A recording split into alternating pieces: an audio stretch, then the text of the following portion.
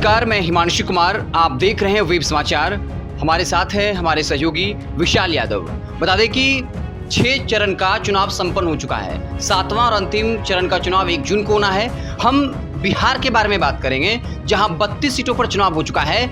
आज इस एपिसोड में, इस वीडियो में हम शिवहर की बात करेंगे कि शिवहर लोकसभा सीट से कौन जीत रहा है। हम जो कुछ भी कहेंगे वो तर्कों पर, डेटा पर आधारित होगा। तो चलिए, सबसे पहले विशाल जी, आपका बहुत बहुत स्वागत है। बहुत बहुत शुक्रिया आपका। शिवहर सीट को लेकर के क्या आपका कहना है? वहाँ से जो है एनडीए से लवली आनंद मोहन की पत्नी जो है वो चुनावी मैदान में थी, और इंडिया ब्लॉक की तरफ से आरजेडी के टिकट पर ऋतु जायसवाल मैदान में थी। क्या लग रहा है विशाल जी, कौन मार रहा है बाजी और क्यों? वो कौन से तर्क हैं, वो कौन से डेटा है, वो कौन सा आधार है इसके आधार पर कह रहे हैं कि फला कैंडिडेट जो है वो तो कन्फर्म चुनाव जीत ही रहा है?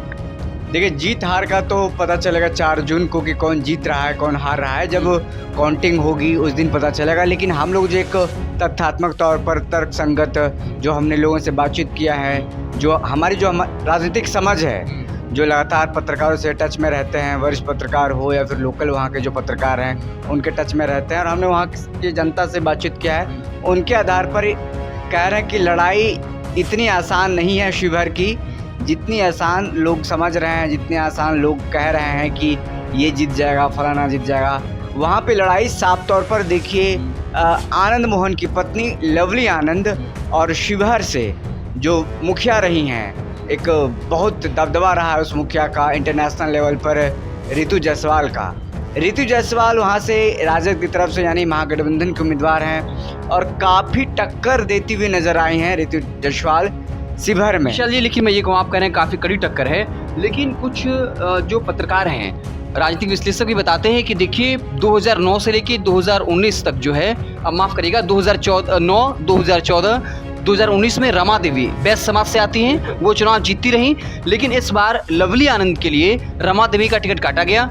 पूरा वैश्य समाज जो है वो नाराज था। और आपको याद होगा कि एक उस मीटिंग का जिक्र करिए जहां पे एक जो भाजपा के विधायक हैं, वैश्य समाज से आते हैं, इंडी की मीटिंग चल रही थी, आनंद मोहन के साथ बकझक हुई। वो बकझक का पूरा क्या कहानी है? क्योंकि आनंद मोहन ये आरोप लगा रहे थे कि आप भाजपा के विधायक हैं, लेकिन आप ऋतु जायसवाल का समर्थन कर रहे हैं क्योंकि आप भी वैश्य समाज से आते हैं। तो ये पूरा क्या घटनाक्रम था, और क्या वैश्य समाज पूरे तरीके से ऋतु जायसवाल के साथ खड़ा हो गया है, जो भाजपा का एनडीए का परंपरागत वोटर रहा है, और क्या यही एक वजह है बड़ी हार की? पहले उस घटना का जिक्र करते हुए बता दीजिए विशाल जी। देखिए, सबसे पहले तो हम जातिगत अगर देखें वैश्य का, तो वैश्य का 4 लाख वहाँ पर संख्या है। सबसे ज़्यादा वैश्य, सबसे ज़्यादा वैश्य ही है शिवहर में, और इसी कारण रहा है कि रमा देवी लगातार वहाँ से चुनाव जीती रही हैं, एनडीए से लगातार उनको टिकट मिलता रहा है। और अब 2024 की राजनीति, 2024 का जो लोकसभा चुनाव है वो बदल चुका है, और ऐसे में वैश्य का टिकट काट करके भाजपा के पास पहला सीट हुआ करता था, उन्होंने अब एनडीए कोटे में जदयू को सीट दे दिया, और जदयू ने वहाँ से लवली आनंद को, जो पूर्व बाहुबली और पूर्व सांसद जेल काट करके निकले हैं, आनंद मोहन की पत्नी को वहाँ से उतारा है। लेकिन वैश्य जो मतदाता, जो वोटर हैं, कहा जा रहा है इस पर बहुत नाराज थे, जिसके कारण उन्होंने वोट भी जिस तरीके से देना चाहिए था एनडीए के पक्ष में, वो नहीं हो पाया है। देखिए, पवन जायसवाल हैं, भाजपा के विधायक हैं, और एक जनसभा हो या छोटा कार्यक्रम, मीटिंग चल रहा था, एनडीए की मीटिंग चल रही थी, जो कि ब्लॉक स्तर, पंचायत स्तर के लेवल पे होता है कि सभा कैसे क्या कुछ आगे की रणनीति तैयार करना है। उसमें आनंद मोहन थे, लवली आनंद थी, तमाम एनडीए के जो पंचायत स्तर के या ब्लॉक स्तर के या फिर क्या जिला स्तर के नेता मौजूद थे। एनडीए के और भी बड़े बड़े नेता उसमें मौजूद थे, जिसमें पवन जायसवाल भी मौजूद थे। वैसे समाज से आते हैं, भाजपा के विधायक हैं, बड़ी पकड़ है उनकी, भाजपा में दबदबा रहता है, और जिस क्षेत्र से वो आते हैं उस क्षेत्र में उनका दबा है। ऐसे में अगर हम बात करें उसमें क्या हुआ, उस समय आनंद मोहन ने पवन जायसवाल को तू तड़ाक कर दिया कि सीट को लेकर के बातचीत चल रही थी, बैठने को लेकर के कुर्सी नहीं मिल पाया पवन जायसवाल को, या फिर किसी कारण हो। और ये भी कहा गया आनंद मोहन द्वारा कि आप एनडीए के नेता हैं, लेकिन आप ऋतु जायसवाल से मिलते हैं, उनकी मदद कर रहे हैं, ये भी आरोप लगाया, फोटो खिंचाते हैं। तो इस पर देखिए, इन्होंने भी कहा कि ये एक, देखिए, हम लोग आम इंसान हैं, एक राजनीति हट करके भी लोगों से मिलते हैं, मुलाकात करते हैं, पारिवारिक जीवन है, दोस्ती नाते का रिश्ता भी होता है। इसका मतलब ये थोड़ी है कि हम उसके लिए मदद ही कर रहे हैं, लेकिन आप भी तो किसी और के साथ फोटो खिंचाते हैं। इधर से भी पलटवार हुआ, उधर से भी पलटवार तू थोड़ा तक पहुंच गई थी। तो विशाल जी, क्या लगता है कि जैसे कि सपन जायसवाल से बकझक हुई, जो भाजपा के विधायक थे, वैश्य समाज से आते हैं, तो ये वैश्य समाज में गलत मैसेज गया? आनंद मोहन जिस तरीके से बयानबाजी कर रहे थे उसका भी असर पड़ा।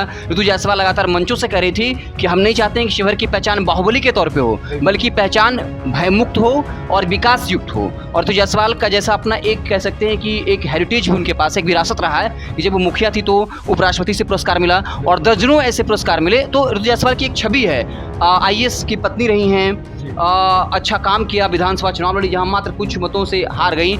आरजेडी की जो है स्टार प्रचारक भी रही हैं, भाषण काफ़ी अच्छा देखिए। आप जब लवली आनंद और ऋतु जायसवाल का कंपैरिजन करेंगे तो कहीं लवली आनंद टिकती नहीं है भाषण देने के दरमियान भी। हर वक्त वो हावी रही, ठाकुर के कुएं के मसले को लेकर हमलावर रही और कहीं कि अब बाहुबली वाला नहीं चलेगा, विकास की बात होगी। तो एक बार आप जातीय आंकड़ा बता दीजिए कि देखिए आरजेडी में मुझे जहाँ लगता है विशाल की MY समीकरण तो उसका अपना है ही, वैश्य समाज ऋतु जायसवाल के साथ चला गया है ना। दूसरा एक 4 लाख ना जाए, लेकिन मुझे जैसा लगता है कि 3 लाख तो चला गया है सॉलिड वोट जो कभी भाजपा को जाता था, और 1 लाख जो वैश्य समाज है और भी लोगों को वोट किया, क्योंकि निर्दलीय भी वहाँ पे चुनावी मैदान में थे, उनको भी वोट गया है।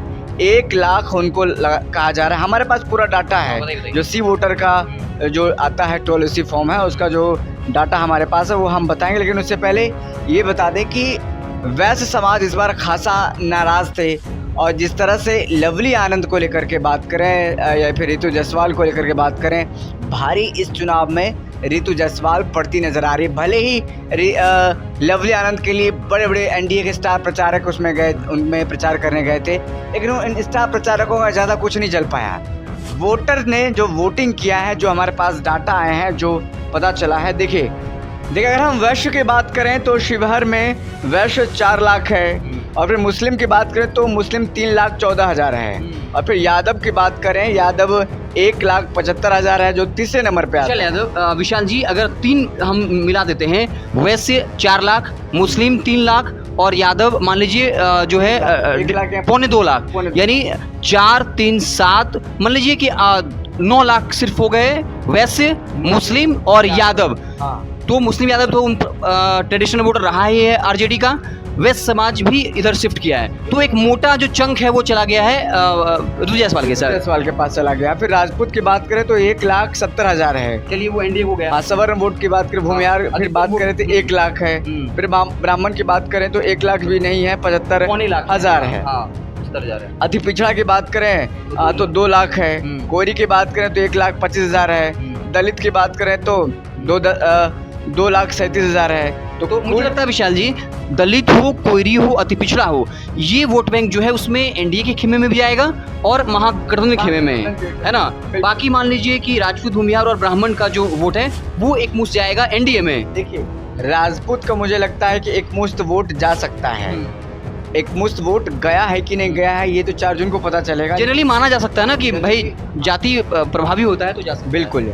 और खास करके जो महागठबंधन का कैडर वोट है उसकी बात करें तो माई समीकरण तो है ही, लव कुछ को साधने के प्रयास किया गया लालू प्रसाद यादव का, जिस तरीके से नया प्रयोग रहा है, कुशवाहा समाज के नेताओं को वोट उम्मीदवार बनाया है, तो कहीं ना कहीं कुशवाहा वोट जो है इस बार महागठबंधन में आ गया है, और अति पिछड़ा समाज भी कहीं ना कहीं इस बार महागठबंधन की तरफ है। उतना ना हो, दोनों मतलब बंटवारा होगा वोट का, अति पिछड़ा समाज का बंटवारा हुआ है। कोयरी भी महागठबंधन को वोट किया, ऐसा नहीं है कि कोयरी समाज के नेता ने, हाँ बिल्कुल, और दलित का भी जो वोट बैंक है वो बटा है। तो कुल मिलाकर के जो बातें सामने आ रही है कि अभी ऋतु जायसवाल वहाँ पर भारी पड़ती हुई नजर आ रही है। विशाल जी, ये तो जाति समीकरण हुआ, लेकिन एक होता है फ्लोटिंग वोटर्स जो हर जाति से होते हैं लेकिन मैच्योर होते हैं। तो क्या लगता है कि जिस तरीके से माहौल बना के ऋतु जायसवाल जीत रही हैं, दूसरा एक उनका अच्छा छवि होना, मुखिया के तौर पर अच्छा काम करना, उपराष्ट्रपति के द्वारा सम्मानित होना, दूसरी तरफ आनंद मोहन बार बार कहते रहे कि हाँ बाहुबली तो हैं, तो क्या लगता है जो फ्लोटिंग वोटर्स भी रहा, जो नोटा को वोट दे जाता है या हवा को देखते हुए वोट करता है या अच्छा कैंडिडेट को देखते हुए करता है, चाहे वो किसी भी जाति का हो, तो लगता है कि वो जो फ्लोटिंग वोटर्स है वो भी कहीं ना कहीं ऋतु जायसवाल के समर्थन में गया है। और तेजस्वी यादव जिस तरीके से रोजगार की बात कर रहे हैं, 17 महीने बनाम 17 साल, तो एक वोट बैंक ऐसा है जो युवा है, मॉडर्न है, वो किसी भी जात का हो उसका झुकाव होता है। तो क्या लगता है ये तमाम फैक्टर मिलकर के बता रहे हैं कि ऋतु जायसवाल वहाँ से जीत रही हैं, भले वो अंतराल कम हो, समीकरण जातीय समीकरण तो यही बता रहे हैं। बिल्कुल। देखिए, एक बात मैं कहना चाहूँगा, ऋतु जायसवाल के पास एक साइलेंट वोटर की संख्या ज़्यादा है। साइलेंट वोटर अगर बात करें, जो नीतीश कुमार बार बार साइलेंट वोटर जिक्र करता है महिलाओं को लेकर के, ऋतु जायसवाल ने महिलाओं के लिए अच्छा काम किया है। चाहे सैनिटरी नेट पैड बांटना हो, और भी कई सारे कार्यक्रम उन्होंने अपने पंचायत में चलाए, अपने ज़िला में चलाए, और उनके जो पति IAS रहे, उनके मदद से कहीं ना कहीं महिलाओं को वो मदद करती रही हैं। तो एक मुफ्त वोट जो महिलाओं का है, चाहे किसी समाज का हो, वो हम राजपूत की बात करें, या फिर भूमियार की बात करें, या ब्राह्मण की बात करें, या फिर पिछड़ा की बात करें, या कुर्मी कोरी या महादलितों की बात करें, तो एक साइलेंट वोटर ऋतु जायसवाल के पक्ष में सामने आया है। और जो पढ़ा लिखा युवा है, जो NDA से नाराज़ है, जो 10 साल में देखा विकास नहीं हो पाया, जो बेरोजगार है, जो चाहता है कि बदलाव हो, उनका परोक्ष रूप से ऋतु जायसवाल के और खेमे में मुझे लगता है इन मुद्दों से ज़्यादा बड़ी बात यह है कि रमा देवी पिछले 15 साल से सांसद थी, लेकिन उनके खिलाफ एंटी इनकम्बेंसी बहुत ज़्यादा थी।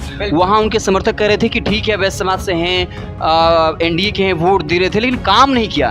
तो एक नेता अगर कहीं 15 साल अगर राज्य में रहता है तो ऑब्वियसली एंटी इनकम्बेंसी भी होती है। ये तमाम फैक्टर्स मिला करके ये लगभग साफ है, ऋतु जायसवाल वहाँ बहुत बड़े अंतर से न जीते, लेकिन कम अंतर से ये कंफर्म मान लीजिए ऋतु जायसवाल लगभग जीत रही, कोई बड़ा उलटफेर ना हो जाए, क्योंकि तमाम लोग यही कह रहे हैं, तमाम डेटा, सर्वे, जातीय समीकरण, हर कुछ यही बता रहा है। कंफर्म तो 4 जून को पता चलेगा कौन जीत रहा है, कौन नहीं जीत रहा है, लेकिन जो आकलन है, जो आंकड़े बता रहे हैं, जो वहाँ का रुझान बता रहा है, जो मतदाताओं का मूड बता रहा है, तो लग रहा है कि ज़्यादा पक्ष ऋतु जायसवाल के पक्ष में। इस बार तेजस्वी ने मुस्तैदी से काम किया, और जिस तरीके 200 से ज़्यादा रैलियाँ की, बिल्कुल 250 से ज़्यादा रैलियाँ हो गई है। जिस तरीके से उन्होंने कहा कि हमने हेलीकॉप्टर को बैलगाड़ी बना दिया है, ट्रैक्टर बना दिया है, जिस तरीके से लगातार उन्होंने अभियान जो रैली छेड़ा था, फिर जनविश्वास यात्रा उन्होंने निकाला था, जनविश्वास महारैली निकाला था। तो अब एक सिर्फ माई समीकरण की पार्टी राजद नहीं रही है, उन्होंने कहा है कि